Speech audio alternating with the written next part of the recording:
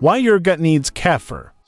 Your gut needs kefir because it's a potent source of probiotics that restore and promote a balanced gut microbiome, which is essential for proper digestion, nutrient absorption, and immune function. The live microorganisms and bioactive compounds in kefir help fight infections, reduce inflammation, and may improve conditions like diarrhea and irritable bowel syndrome (IBS). Here are the key reasons why your gut needs kefir. 1. It's a probiotic power. Kefir is packed with various strains of beneficial bacteria and yeasts that introduce good microbes to your digestive system. Point 2. It restores gut balance. These probiotics help to create a healthier balance between good and bad bacteria in your gut, which is vital for optimal gut function and overall health. Point 3. It improves digestion.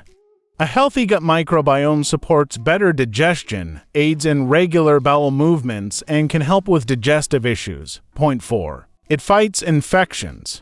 The antimicrobial properties of kefir help inhibit the growth of harmful pathogens in the gut, contributing to its protective functions. 5. It reduces inflammation.